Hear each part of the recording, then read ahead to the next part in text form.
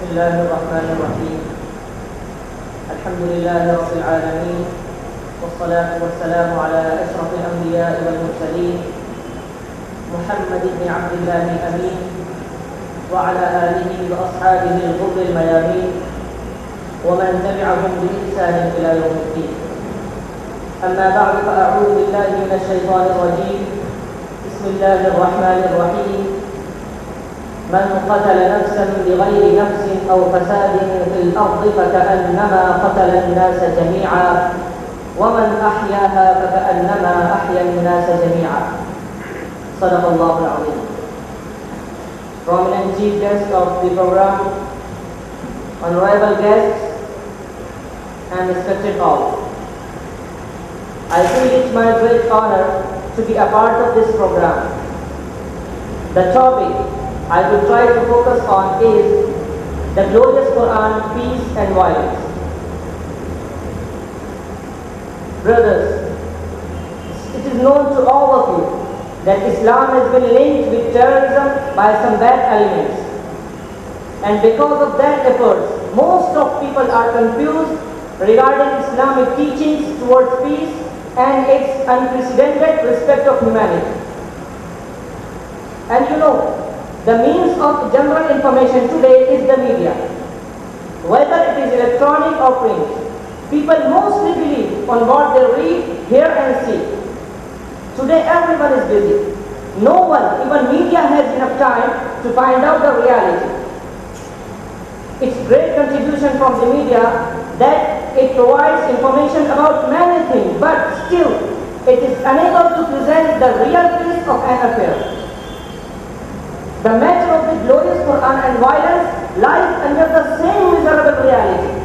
A few selected ayat from the glorious Quran are often misquoted to perpetuate the myth that Islam promotes violence and exhorts its followers to kill those outside the pale of Islam. But brothers, if you go through the original quotation from the glorious Quran, you will come to conclusion that it all appeared as a pre-planned conspiracy to defend Islam. Dear brothers, let us see first how the glorious Quran regards human blood. The glorious Quran states in Surah Al-Ma'idah chapter number 5 verse number 32. من قتل نفسا بغير نفس أو فساد في الأرض فكأنما قتل الناس جميعا ومن أحياها فكأنما أحيا الناس جميعا. If anyone killed a person, unless it be for murder or for spreading mischief in the land, it would be as if he killed all people. And if anyone saved a life, it would be as if he saved the life of all people.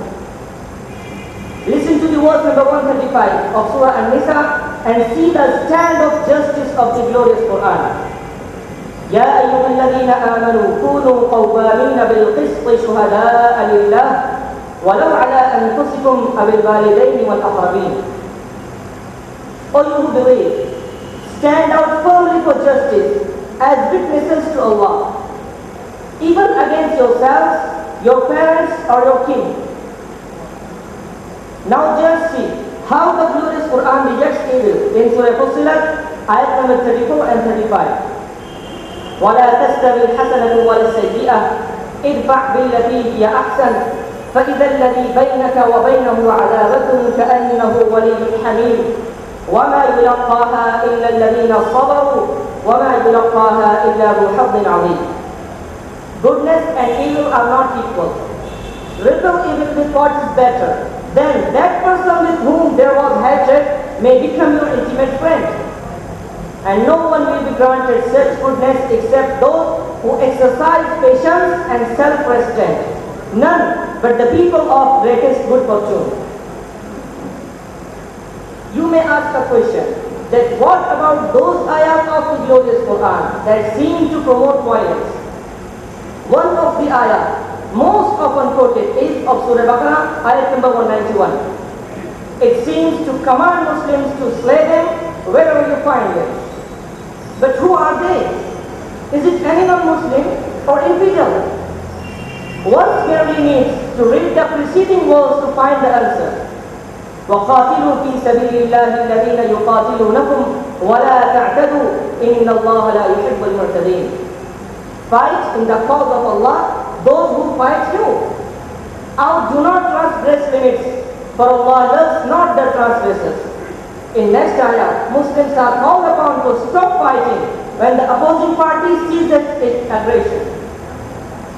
There are other similar verses calling on Muslims to defend themselves.